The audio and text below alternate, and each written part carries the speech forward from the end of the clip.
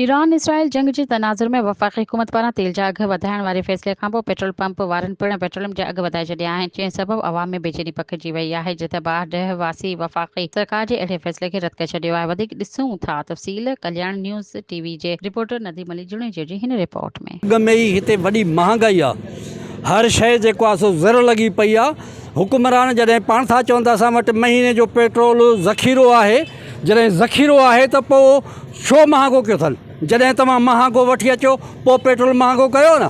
अॻ में ई पेट्रोल महीने जो स्टॉक तव्हां वटि पियो आहे, माण्हुनि खे जेको आहे तव्हां अॻ में ई माण्हू तबाह बर्बाद लॻा पिया आहिनि महांगाई जे करे, वरी पेट्रोल महांगो करे अञा बि माण्हुनि खे सूरनि में ॾींदो छा?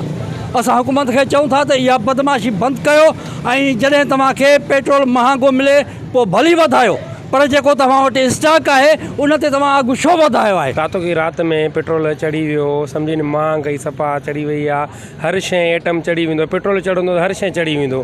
त हाणे असां छा कयूं? ग़रीब माण्हू काॾे वेंदासीं? जंग ईरान ऐं अमेरिका जी पई थी हले ऐं इसराइल जी हले थी पई ऐं असरात असां ते वेंदा विया आहिनि। 55 रुपया फ़ी लीटर पेट्रोल चढ़ियो आहे। चढ़ण सां असांखे केॾी तकलीफ़ थी आहे ऐं आम ज़िंदगी जो जेको वहिंवार आहे उन में केॾी ॾुखियायूं पेश आयूं आहिनि। जेकॾहिं असां हितां पहिरियां त 2500 में गाॾी कराए वेंदा हुआसीं लाड़काणे, हाणे उहा ई गाॾी असांखां 4500 खां 4000 रुपया पई थी वठे। महांगाई जे करे हिकिड़ो ग़रीब माण्हू का शइ जी ख़रीदारी नथो करे। मथां असांजी ईद आहे, असांजे बचनि लाइ असां कपिड़ा न वरिता आहिनि।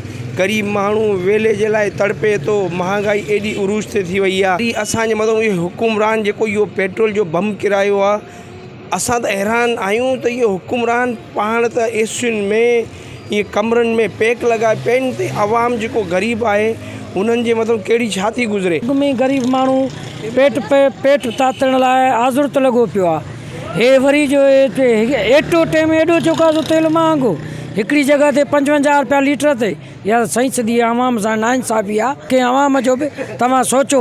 असां ई आवाम आहियूं जेके तव्हांखे वोट ॾेई इन मंज़िल ते पहुचूं था। तव्हां असां आवाम खे निपुड़नि चाहियो था। तव्हां ॻाल्हियूं ॿुधियूं, आम माण्हुनि जो चवणु हो त अॻ में ई वेतर महांगाई, राति जे पेट में यकदमि 55 रुपया तेल जो अघु चाढ़ियो फ़ी लीटर ते 55 रुपया। इहा तमामु वॾी महांगाई आहे। असां आम वाप जी शयूं हूअं ई न पिया खाई सघूं, हाणे त वेतर तमामु महांगाई आहे। हुकुमराननि खे घुरिजे त तेल जे अघनि में लाथ कई वञे, आम माण्हू जीअं जेको आहे रोज़मर्रा लाइ ज़िंदगी सुकून तरीक़े सां गुज़ारे सघे। कैमरा टीम सां गॾु आऊं आहियां नदीम अली जुणेजो, कल्याण न्यूज़ बाड्राई।